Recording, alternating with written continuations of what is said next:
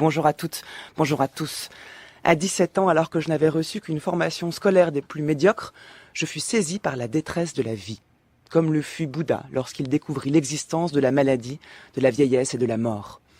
Il faut imaginer Arthur Schopenhauer, né en 1788, fâché avec sa mère à qui il reproche tout et qui finira par le déshériter, solitaire, les cheveux hirsutes.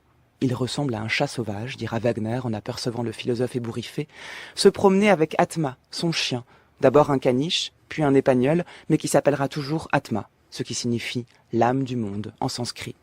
Il faut l'imaginer seul, toujours, se promenant en ville, vêtu d'un smoking, déplorant l'absence de vente de son ouvrage philosophique majeur, Le monde comme volonté, comme représentation, regrettant que le succès triomphal de Hegel, au même moment et dans la même université, ne voue son travail et sa carrière à l'oubli, somme toute bien relatif. Il faut imaginer sa plume incisive, parfois odieuse, souvent drôle, louée par Nietzsche, puis 200 ans plus tard par Clément Rosset, puis Michel Houellebecq. Il faut imaginer Schopenhauer seul, mais pas insensible à la jouissance, ni à la joie, encore moins à la musique, à laquelle il consacre des pages magnifiques. Oui, aujourd'hui, Schopenhauer, philosophe du malheur, nous est indispensable, et pour notre plus grand bonheur. Bonjour Michel Guérin. Bonjour. Bienvenue sur les chemins de la philosophie. Une journée qui commence avec Schopenhauer et Mozart est une journée qui commence bien, non? Absolument. On peut imaginer difficilement un duo plus allegro, d'une certaine façon, ou plus scherzo même, parce qu'il y a, vous l'avez bien dit, dans Schopenhauer, quelque chose de caustique, quelque chose qui renvoie à un XVIIIe siècle, quelque chose qui renvoie même à un des aspects de Goethe, qui fut son contemporain, comme d'ailleurs Hegel. Mais bien entendu, l'attitude de Schopenhauer par rapport à Goethe est à l'inverse de celle qu'il a vis-à-vis de Hegel. Hegel est un sac à vent, dit-il, un Windbeutel. Évidemment, il a quelques raisons de lui en vouloir, puisque quand il est jeune enseignant privé, Privatdozent, dit-on en allemand, à l'université de Berlin, il a même pas 10 étudiants, alors qu'on se pousse, on se bouscule pour aller au cours de Hegel. Donc il a toutes les raisons de lui en vouloir. Mais quoi qu'il en soit, pour lui, Hegel, c'est l'auteur de la plus grossière, je le cite, de la plus gigantesque mystification, et c'est un monument de la niaiserie allemande. Et contre ce monument de la niaiserie allemande, il y a Goethe. Et je crois que non seulement il y a dans Schopenhauer, dans la formation de Schopenhauer, évidemment des philosophes, à commencer par Platon et Kant, ce qui n'est pas rien. Qu'il identifie d'ailleurs, de manière assez étrange. Qu'il identifie beaucoup, avec évidemment les Upanishads pour terminer le texte indien qu'il découvre et qui va marquer sa vie. Tout à fait. Mais il y a également les poètes, et quand il cite les poètes d'ailleurs dans Le Monde et dans d'autres textes également, il les cite dans le texte. Calderon n'est jamais cité qu'en espagnol, Shakespeare en anglais, Boileau ou La Rochefoucauld en français. Donc effectivement, sa formation est un petit peu, disons, chaotique au plan académique, mais sur le plan de la culture personnelle, Schopenhauer est quelqu'un d'excessivement cultivé, d'éminemment cultivé. Alors commencer avec Schopenhauer et Mozart est un délice. En votre compagnie également, Michel Guérin, la journée va atteindre sa perfection. Vous êtes l'auteur du Fardeau du monde, de la consolation. C'est le titre de votre livre paru chez Encre Marine, dans lequel il est beaucoup question de Schopenhauer. Ce qui surprend parce qu'on fait de Schopenhauer, et vous nous direz dans quelle mesure c'est vrai d'ailleurs, le philosophe pessimiste par excellence, le philosophe du malheur. Et pourtant, vous le citez et vous y consacrez de nombreuses pages, très belles d'ailleurs, dans un livre sur la consolation. Ça veut dire que Schopenhauer nous consolerait de quelque chose? Oui, il nous console de la vie. Parce que mais faut-il en désespérer? Oui, mais bien entendu, je dirais, il n'y a pas forcément de contradiction. Il y a peut-être même plus qu'une contradiction. La contradiction serait de l'ordre de la logique. Là, nous sommes dans une contrariété réelle. Schopenhauer est à la fois quelqu'un qui pense que la vie est une souffrance et par conséquent un mal, et qui, de ce mal, s'accommode personnellement pas trop mal. On sait que, par exemple, il aime beaucoup les bons restaurants. C'est un homme qui ne dédaigne pas toutes les formes de jouissance. Et vous l'avez tout à l'heure d'ailleurs souligné d'entrée. Donc oui, effectivement, pour lui, la vie est un mal, puisqu'elle est effort, elle est souffrance. Il a souvent des images, Schopenhauer, et il y en a une qui me paraît assez extraordinaire. Il dit, la vie, au fond, est une entreprise qui ne couvre pas ses frais. Qu'est-ce qu'il veut dire par là? Il veut dire par là que la vie passe tout son temps à lutter, à faire effort pour s'empêcher de mourir, pour se conserver un peu plus loin dans l'existence.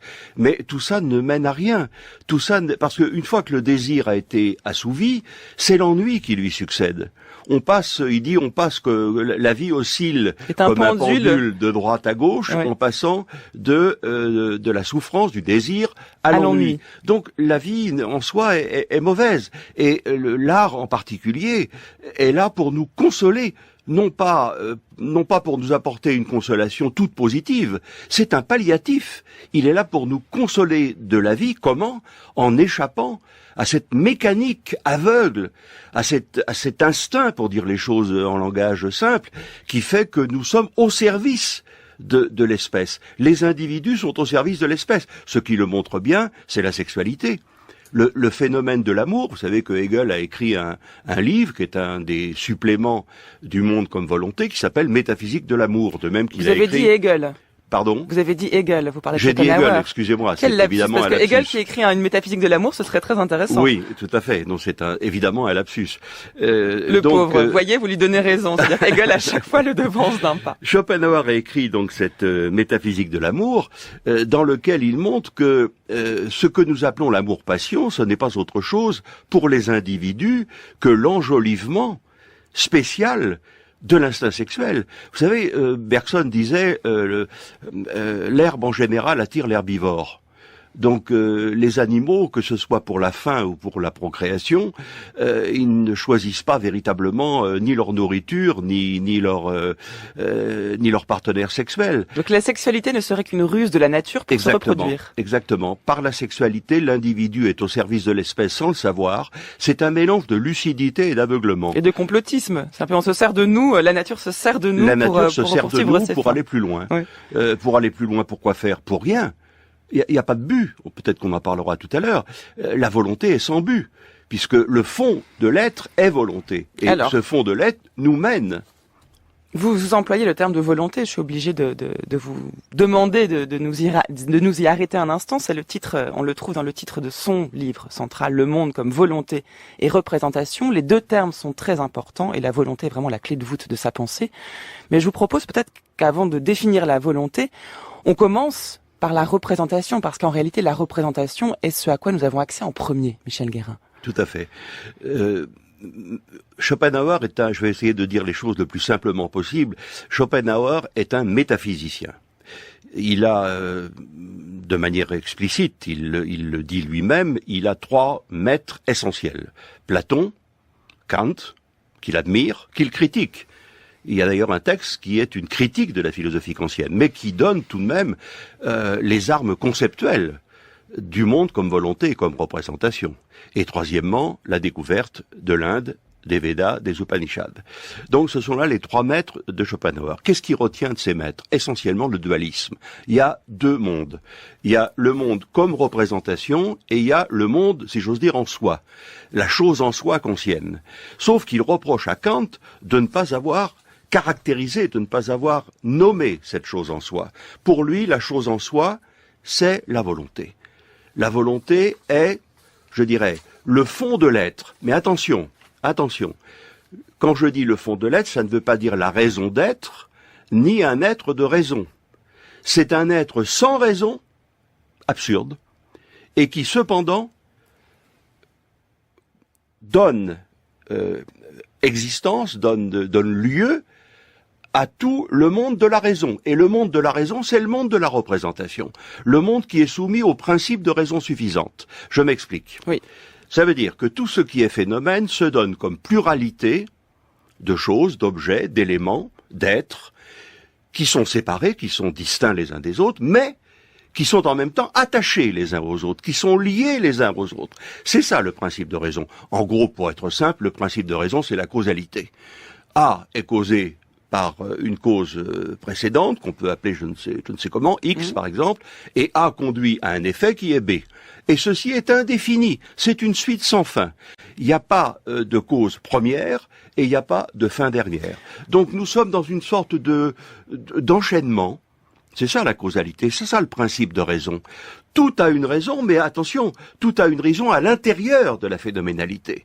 Alors, mais il y a quelque chose qui est sans raison et qui dirige tout ça et qui est le vouloir. C'est ça, mais pour bien comprendre cette distinction, Michel Guérin, revenons à Kant un instant, parce que la distinction essentielle à avoir en tête pour comprendre ce que vous dites et pour comprendre Schopenhauer, c'est celle entre phénomène d'un côté et chose en soi de l'autre. Absolument. Toute la philosophie kantienne est construite autour de la chose en soi, dont nous savons qu'elle existe, mais à propos de laquelle nous ne pouvons rien dire, nous dit Kant. La chose en soi est soustraite du domaine de la connaissance. Et pourtant, la liberté, prouvée par la vie morale, prouve justement qu'il y a une chose en soi, qu'il y a un quelque chose qu'on ne peut pas nommer, qui serait peut-être l'essence même des choses, mais qui échappe à la connaissance. Tout ce à quoi nous avons accès, ce que nous appelons le monde, les objets, sont des phénomènes, c'est-à-dire peuvent être vus et connus par nous-mêmes. Schopenhauer reprend cette idée-là et substitue à la chose en soi le concept de volonté en allant plus loin. Il dit d'ailleurs qu'il faut aller plus loin que ce que Kant a fait. Il va jusqu'à dire que de la volonté, nous pouvons dire quelque chose. Donc il est à la fois l'héritier de Kant et il brise la distinction kantienne autour de laquelle il n'y a plus de pensée kantienne en réalité. Vous avez complètement raison.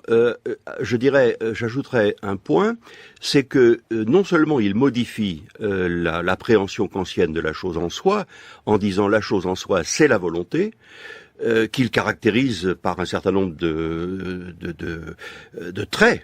Ah oui, très précis même. Le premier, c'est qu'elle n'a pas d'origine, c'est qu'elle n'aura pas de fin, c'est qu'elle ne poursuit aucun but si ce n'est de se reproduire elle-même, ce qui est d'une certaine façon une absence de fin.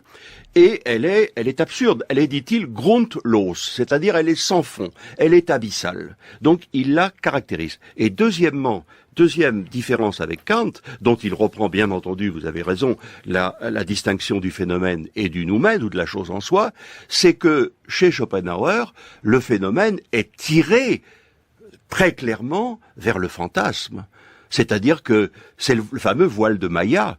C'est-à-dire que le phénomène, Erscheinung en allemand, est tiré vers l'apparence. C'est la même racine en allemand, der Schein. Or, l'apparence, c'est ce qui brille un moment, mais un petit peu comme un oasis dans le désert. Donc, ça veut dire que pour Schopenhauer, tout ce qui existe et tout ce qu'on peut voir, c'est pas simplement le monde, comme c'était le cas pour Kant, le monde des objets connus, mais ça n'est que apparence, ça n'est que représentation. Oui, notre monde n'est qu'un monde de représentation. Oui, mais en même temps, pour Schopenhauer, il emploie le mot à moult reprises, ce monde est objectif. Simplement, l'objectivité, le monde de la raison... C'est-à-dire ne dépend pas que de nous. C'est-à-dire, et objectif, ça veut dire que c'est pas simplement le monde tel qu'on le perçoit. Ça veut dire que c'est l'objectivité ou l'objectivation de la volonté. Ça veut dire qu'il y a à la fois, et c'est ça à mon avis toute l'ambiguïté de la pensée de Schopenhauer, c'est que le phénomène est ambivalent. Il est à la fois une réalité et un songe. Et on ne peut pas séparer les deux. Je pense qu'il y a des interprétations de Schopenhauer là-dessus qui, à mon avis, sont fausses. Parce que on dit toujours, le voile de Maya, ce n'est qu'illusion. Oui, mais c'est pas qu'illusion. Parce que ce monde comme représentation, c'est quand même un monde. Le voile de Maya, c'est une métaphore qu'il tient pour le coup des textes indiens. Qui vient des textes védiques. Voilà, c'est ça. Entendu. Et le voile de Maya serait ce de quoi est recouvert le monde, qui fait qu'on ne voit pas les choses elles-mêmes, mais simplement l'apparence. Le voile de Maya, il s'agirait d'essayer de soulever... ce sont les phénomènes. Mais voilà. Ce sont les phénomènes eux-mêmes. Là, pour le coup, c'est ce qui donnera naissance à Nietzsche, à ce moment-là. Ce sont les phénomènes eux-mêmes, c'est-à-dire que l'animal l'animal aussi se figure des choses. Il faut toujours revenir à la toute première phrase du monde comme volonté, comme représentation. La toute première phrase dit ceci: le monde est ma représentation. Deuxième phrase: tout être vivant a des représentations. Alles Lebewesen. Tout être vivant a des représentations. C'est-à-dire que l'animal, comme l'homme, se figure des choses. Et c'est ce qui se figure qu'il fait marcher. Qu'il fait marcher, j'allais dire, dans la combine, dans cette machinerie, dans cette mécanique fantastique de la volonté. La différence, où est-elle entre l'animal et l'homme? Elle est ici, la différence. Je vais le dire dans un instant. C'est que pour l'animal, tout est aveugle. Tout se passe dans le corps, au niveau du corps. C'est le corps qui agit, qui mime finalement ce qu'il doit faire et ce qu'il faut faire. Chez l'homme, ça passe par la représentation intellectuelle. Ça passe par des motivations. Ça passe par le langage. Ça passe par des concepts. Et qu'est-ce que c'est qu'un concept pour Schopenhauer? Un concept, c'est une généralisation de représentation. L'animal a des représentations, l'homme a des représentations de représentation parce qu'il est doté du langage. Mais de l'un à l'autre, la différence n'est pas de nature, elle est de simple degré. C'est-à-dire que l'animal comme l'homme participe du même leurre fondamental, même si ce leurre a un statut de Wirklichkeit, c'est-à-dire de réalité. Dans Wirklichkeit, vous avez Wirkung, qui en allemand veut dire effet. Donc cause-effet, c'est ça la réalité. La réalité, c'est le tissu, c'est le tissage des causes et des effets. Et cette réalité, elle est objective. Mais tout en étant objective, elle représente par rapport à la chose en soi, qui est la vérité en quelque sorte de l'être, eh bien, elle représente un leurre, une illusion. Nous vivons dans l'illusion. Au fond, le fond de la souffrance de l'homme, c'est que nous vivons dans l'illusion. Alors, à nous de bien gérer l'illusion. Mais c'est ce qu'on va essayer de faire, vous allez nous aider. Ne nous laissons pas entraîner, emporter par l'illusion égoïste qui va nous faire souffrir. Mais au contraire, préférons, et là on arrivera bientôt chez Nietzsche, préférons une belle illusion, l'illusion de l'art, qui elle va nous délivrer au lieu de nous asservir.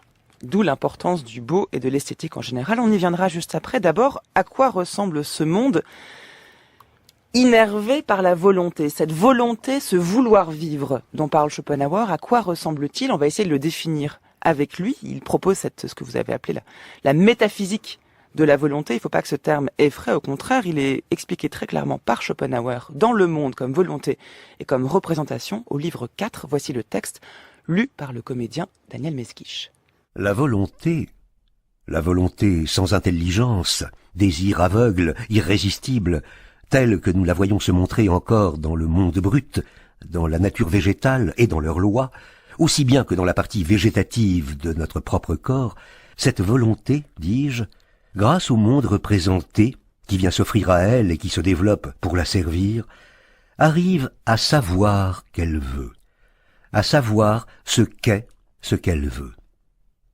C'est ce monde même, c'est la vie, telle justement qu'elle se réalise là. Voilà pourquoi nous avons appelé ce monde visible le miroir de la volonté. Et comme ce que la volonté veut, c'est toujours la vie, c'est-à-dire la pure manifestation de cette volonté dans des conditions convenables pour être représentée, ainsi c'est faire un pléonasme que de dire la volonté de vivre et non pas simplement la volonté, car c'est tout un. La volonté étant la chose même en soi, le fond intime, l'essentiel de l'univers, tandis que la vie, le monde visible, le phénomène, n'est que le miroir de la volonté, la vie doit être comme la compagne inséparable de la volonté. Partout où il y aura de la volonté, il y aura de la vie. Un monde enfin. Aussi, vouloir vivre, c'est aussi être sûr de vivre. Et tant que la volonté de vivre nous anime, nous n'avons pas à nous inquiéter pour notre existence, même à l'heure de notre mort. Sans doute l'individu, sous nos yeux, naît et passe. Mais l'individu n'est qu'apparence. S'il existe, c'est uniquement aux yeux de cet intellect qui a pour toute lumière le principe de raison suffisante. En ce sens, oui, il reçoit la vie à titre de pur don, qui le fait sortir du néant, et pour lui, la mort, c'est la perte de ce don. C'est la rechute dans le néant. Nous venons d'entendre un texte sur la volonté, donc issu du monde comme volonté, comme représentation, l'ouvrage phare de Schopenhauer. Dans ce texte se trouvent beaucoup de choses, Michel Guérin, notamment ce paradoxe peut-être, et repartons de là parce qu'il est présent dans toute l'œuvre et toute la pensée de Schopenhauer. À la fois la volonté nous traverse, c'est ce que vous avez dit, la volonté, alors je sais pas si on parle de principe, mais cette existence première qui donne vie à toute chose. Et en même temps, il dit que tant que nous avons la volonté de vivre, tant que la volonté de vivre nous anime, nous n'avons pas à nous inquiéter pour notre existence. Comme si, à la volonté qui donnait vie aux choses, pouvait s'ajouter la volonté de vivre, ce qui est du coup une sorte de pléonasme, de redondance. Si vivre c'est vouloir, alors vouloir vivre c'est vouloir deux fois. Mais dans le paragraphe, pour être précis, dans le paragraphe 54 du livre 4 du monde comme volonté et comme représentation, qui vient d'être admirablement lu par Daniel Mesguich, je crois, il est bien dit que c'est un pléonasme. On parle la plupart du temps, quand on fait allusion à la philosophie de Schopenhauer de façon un petit peu, disons, en passant comme ça, cursive, on parle du vouloir vivre. Mais en réalité, le concept, c'est le vouloir. D'Herville. Le vouloir vivre, c'est une explicitation imagée de cette chose en soi. Ça. C'est-à-dire, la volonté de vivre, c'est la manifestation la plus évidente, la plus spectaculaire en quelque sorte de la volonté. Mais la volonté, c'est également autre chose. Ce sont les forces qui agissent dans la physique du monde. C'est la pesanteur, c'est la gravitation. Il y a de la volonté dans le minéral. Chez Schopenhauer. La meilleure preuve, c'est que dans la classification des arts, l'architecture, c'est l'art le plus lourd, le plus matériel, parce que c'est justement l'exhibition des forces qui sont dans l'infra-nature, dans la nature qui n'est pas encore la nature organique. Donc, c'est dire si le vivre, qui concerne la plante, mais surtout l'animal et l'homme, c'est vraiment l'apogée de la volonté. C'est là où la volonté vient au plus près de sa propre de sa propre extériorisation, que Hegel appelle aussi, j'aurais pas dû parler de Hegel au début, que Schopenhauer justement appelle à plusieurs reprises aussi objectivation. Et dans le même texte qui vient d'être lu, il est question de miroir. Alors là, il faut s'arrêter un tout petit peu, parce que tout à l'heure, je disais qu'il y avait une ambiguïté de la notion de phénomène chez Schopenhauer, dans la mesure où le phénomène, c'est à la fois ce qui apparaît à tout le monde, donc ce qui est le monde, ce qui est objectif.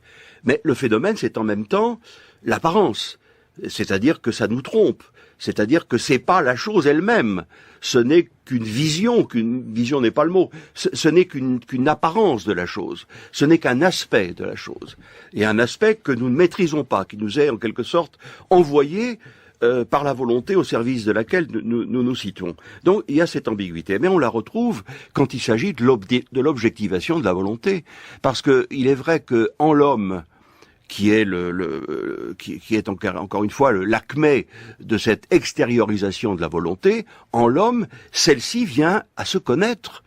Elle se connaît. Alors, il y a là-dedans un véritable retournement du principe de la connaissance. Pourquoi ? Est-ce que je peux dire 2 mots là-dessus ? Je vous en prie. Voilà. Alors, la connaissance, pour Schopenhauer, dans l'ordinaire des cas, c'est la connaissance discursive, c'est-à-dire c'est la connaissance par concept. C'est la connaissance selon le principe de raison et par les causes. Donc c'est une connaissance qui est intraphénoménale. Nous ne connaissons que les phénomènes. Ça c'est kantien, d'ailleurs.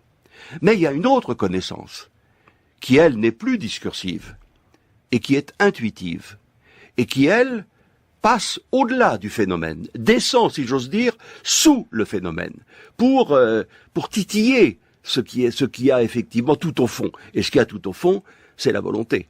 Et l'art est justement ce type de connaissance intuitive qui fait fi de toute forme de connaissance, entre guillemets, objective ou scientifique, pour aller d'emblée au fond, pour plonger, en quelque sorte, dans les abîmes du vouloir et pour connaître ce vouloir. Donc vous voyez, il y a un retournement de la connaissance.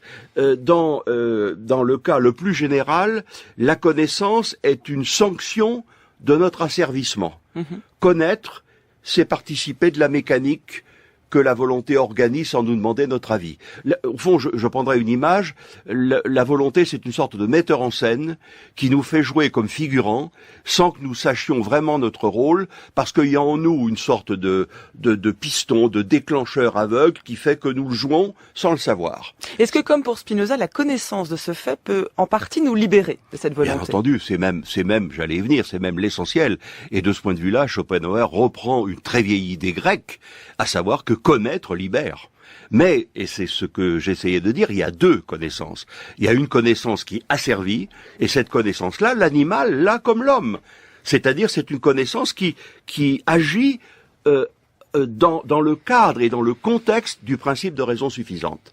C'est-à-dire qui agit sur les buts, sur les motivations, sur les causes, et qui s'imagine que, touchant ces éléments-là, on touche du réel.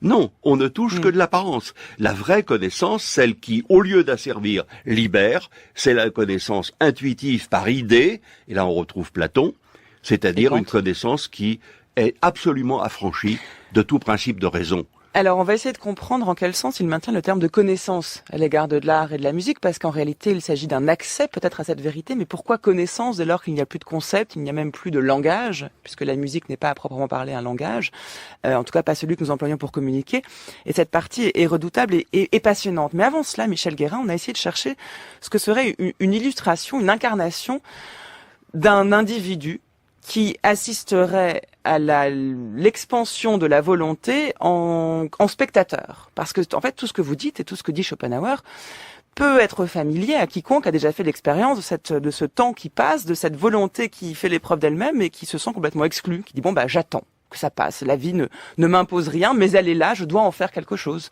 C'est une expérience qu'on a pu tous faire, c'est avec un peu de lucidité et de courage pour le nommer.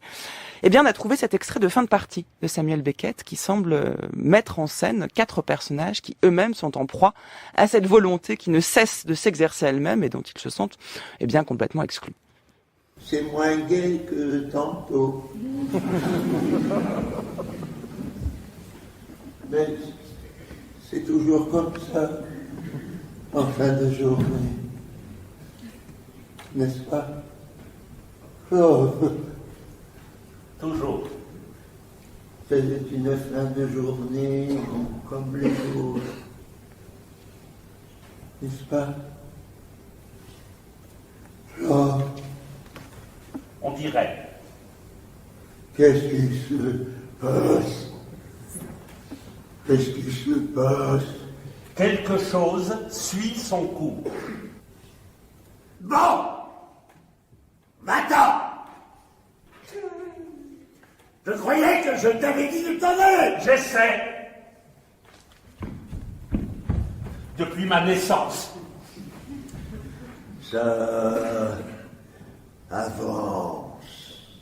Depuis ma naissance, j'essaie de m'en aller, dit le personnage, ça avance, reprend A, mais à la question qu'est-ce qu'il se passe, la réponse quelque chose suit son cours, c'est ça, la volonté, selon Schopenhauer. Il ne se passe rien, mais il se passe toujours quelque chose qui est la volonté, qui est sans cesse en train d'avancer. Michel Guérin. C'est le slogan populaire ou l'adage nil novi sub sole, il n'y a jamais rien de nouveau sous le soleil. À plusieurs reprises, Schopenhauer dit que le temps de la volonté, d'affirmation de la volonté, c'est le présent. Vivre, c'est toujours vivre au présent. Quelque chose suit son cours. Mais ça ne veut pas dire que quelque chose devient. Ça ne veut pas dire qu'il y a une réalité du devenir. Le devenir est en réalité, c'est une fausse redondance, puisque je viens de dire que c'est le contraire de la réalité. Le devenir est fantasme. Comme l'histoire. Donc c'est une stagnation? Une répétition? Non, c'est pas une stagnation, c'est une répétition à l'identique. Ce qui est pas loin de la stagnation, non? Oui, mais enfin, la stagnation pourrait signifier que tout a tendance à rester dans l'inerte. Or, la volonté n'est pas inerte. Elle est au contraire, elle est énergique, dynamique. Elle est insatiable. Le terme que Schopenhauer emploie, c'est ça. Elle est insatiable. Elle est aveugle et insatiable. Et on serait comme des victimes de cette volonté? Et nous sommes, Beckett nous décrit ainsi. Nous sommes des figurants, nous sommes des manifestations, nous sommes des traductions passagères, parce que d'autres sont venus avant nous et d'autres viendront après nous. Nous sommes simplement des figurants de cette volonté. Mais, encore une fois, celle-ci n'a aucun but, si ce n'est de se reproduire indéfiniment, ce pourquoi elle utilise évidemment la sexualité et la reproduction. La reproduction est, je le disais tout à l'heure, l'image du vouloir vivre.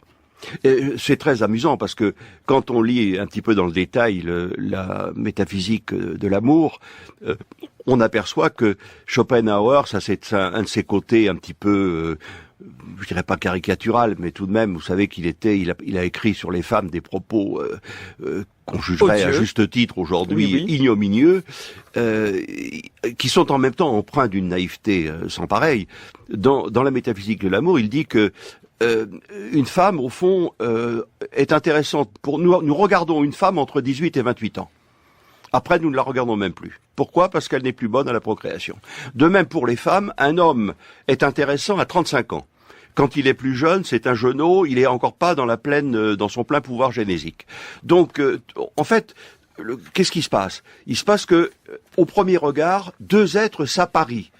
Et Schopenhauer a même cette image étonnante. Il dit, le bébé, le rejeton, est déjà là, qui les attire l'un vers l'autre. Autrement dit, nous sommes piégés, nous marchons dans cette mise en scène dont nous n'avons pas lu le livret. La volonté a prévu pour ces deux êtres qu'ils allaient se rencontrer, qu'ils allaient continuer l'espèce en créant un nouvel être humain. Juste pour le plaisir, voilà ce qu'on peut trouver dans son essai sur les femmes. Le génie de l'espèce est un industriel qui ne sait que se reproduire. Les femmes sont ses complices. Peuple de galantins que vous êtes, dupes innocentes qui croyez en cultivant des femmes les élever jusqu'à vous, comment n'avez-vous pas encore vu que les reines de vos sociétés ont de l'esprit souvent, du génie par accident, mais de l'intelligence, jamais. J'ai 70 ans et plus, et si je me félicite d'une chose, c'est d'avoir évité à temps le piège de la nature. Voilà pourquoi je ne me suis pas mariée. C'est odieux, c'est tout simplement, c'est indéfendable, il n'y a aucun statut, hélas, ce sont les scories du génie. Mais il y a un peu de provocation. Je crois qu'il y a peut-être un peu de provocation, mais je crois que... Aujourd'hui, on ne peut pas lire ça sans sourire. Aujourd'hui, évidemment, non, mais je dis, c'est à la fois naïf et odieux. C'est une époque où c'est marginal, mais autorisé. Je veux dire, on n'est pas scandalisé à ce moment-là, comme on l'est aujourd'hui à juste titre. Bon, et aujourd'hui qu'on est scandalisé, on peut sourire heureusement. Donc finalement, le scandale, quand il est tellement outrancier... On sourit parce que c'est Schopenhauer. On ne sourirait pas si quelqu'un, aujourd'hui, un contemporain, proférait ce genre de propos. Certes. On les trouverait simplement odieux. Tout à fait, ce qu'ils sont également. Il n'y a aucun doute là-dessus. On va écouter le texte de Schopenhauer sur la musique. Alors, à moins que vous vouliez dire deux mots avant d'entendre ce texte, sur cette façon qu'a la musique en particulier, et l'art en général, vous l'avez dit, de nous faire accéder à la volonté, à cette chose en soi, pour reprendre l'expression kantienne, qui est une forme de connaissance. Juste peut-être en préliminaire, pour mieux le saisir, une chose, c'est que la traduction de cette mécanique un peu fantastique dans laquelle nous trouvons pris du fait de l'action sourde de la volonté, c'est le fait que nous sommes tous des égoïstes ou des égocentriques. Ça veut dire que nous croyons tous le centre du monde. Et ce qui nous fait nous endurcir dans le leur, c'est précisément que nous prenons notre propre perspective égoïque, la perspective de notre moi, nous la prenons pour la réalité en soi. Donc c'est nous-mêmes en tant qu'agis bien sûr par le vouloir, c'est nous-mêmes qui construisons cette sorte de toile illusoire dans laquelle nous nous enfermons parce que le monde que nous représentons avec beaucoup de narcissisme, nous le prenons pour le monde vrai. De sorte que, qu'est-ce que c'est que la connaissance, la connaissance intuitive, c'est une libération par rapport à l'égoïsme. Toutes les fois que nous partons de nous-mêmes, et c'est vrai en morale aussi, peut-être que il en sera question, peut-être aujourd'hui, mais peut-être aussi dans les jours qui viennent, la véritable morale, pour Schopenhauer, ça consiste à se mettre à la place de tous les autres. Ça consiste à être la vie souffrante en moi et en autrui. Ça consiste par conséquent à ne plus partir de cette démesure de vivre qui est en moi. Parce que par mon corps, je suis le jouet aveugle de la volonté. Mon corps obéit au doigt et à l'œil à la volonté. Et mon corps, c'est le principe même de l'égoïsme. Le corps, c'est ce qui veut à tout prix se conserver. Le cerveau, vous savez, Schopenhauer fait une opposition entre le sexe et le cerveau. Le sexe, c'est vraiment le larbin de la volonté. Le cerveau, c'est c'est l'organe qui éventuellement, pas toujours, éventuellement peut être au contraire l'instrument de ma libération. Parce qu'il est parce qu'il donne, parce qu'il ouvre sa fenêtre sur toutes les formes de représentation, y compris des représentations libres, des représentations non serves, c'est-à-dire des représentations qui ne partent pas du moi et qui n'obéissent pas exclusivement à la causalité et au principe de raison. Le plus difficile étant de faire dialoguer les deux, évidemment. Exactement. Alors voici ce texte lu par Daniel Mesguich toujours, c'est le paragraphe 52 de la 3e partie du Monde comme volonté et comme représentation.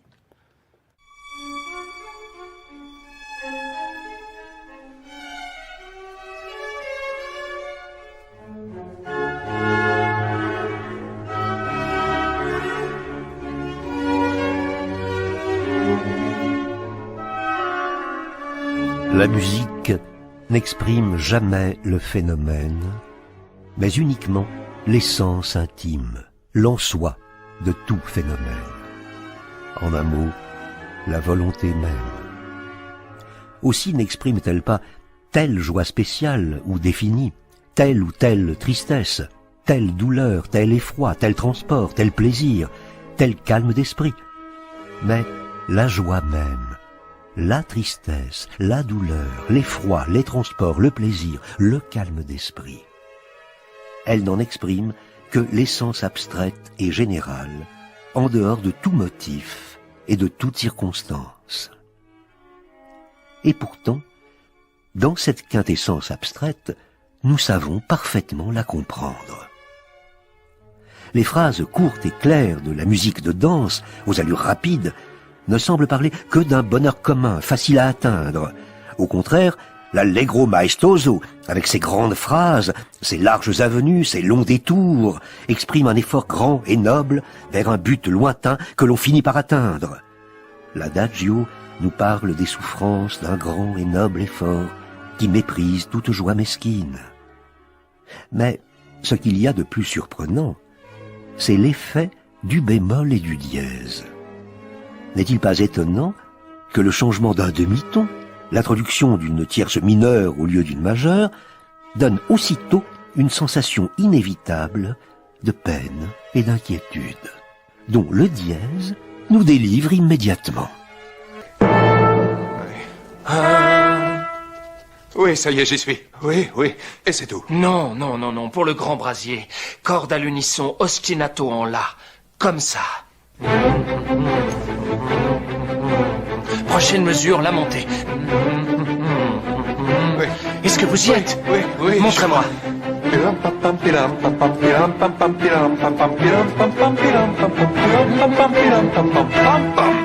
C'est magnifique. Bon, montrez-moi le tout, depuis le début.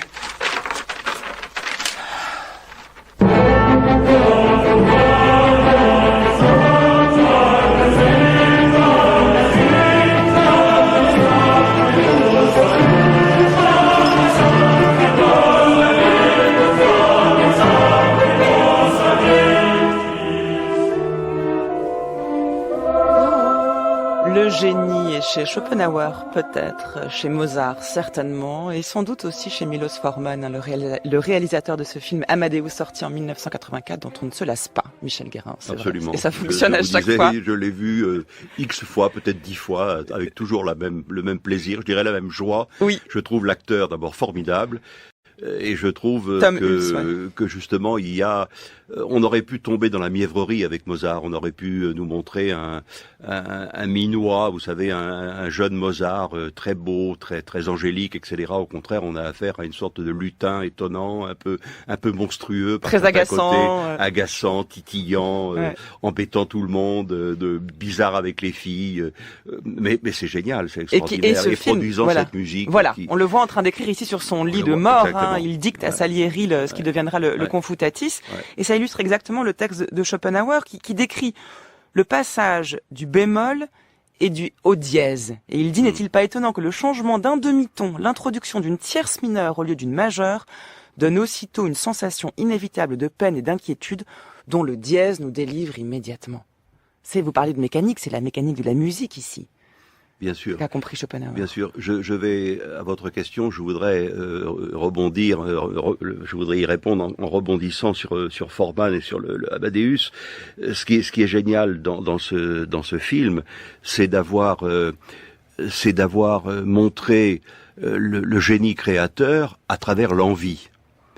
à travers l'envie d'un musicien, Salieri, qui est assez musicien, assez artiste, pour comprendre qu'il n'a pas le génie de Mozart, et d'en être malade de jalousie, et en même temps, bien sûr, de l'admirer.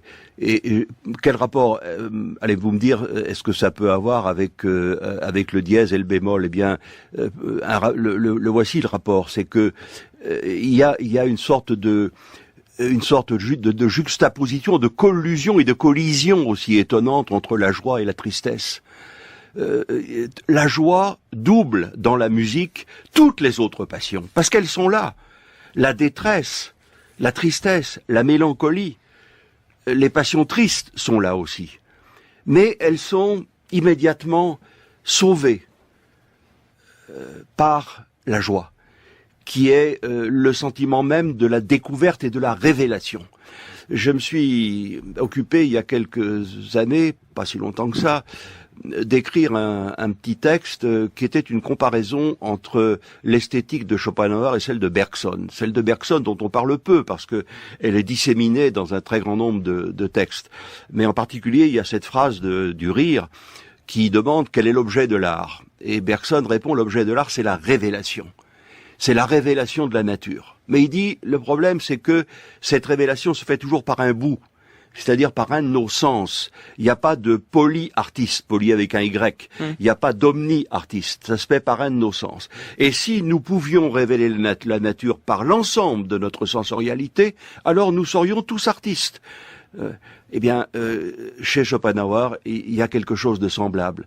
La musique est peut-être l'art qui n'entre pas dans la classification des arts. Elle est à part, elle est singulière, elle est dissidente, elle est génialement dissidente.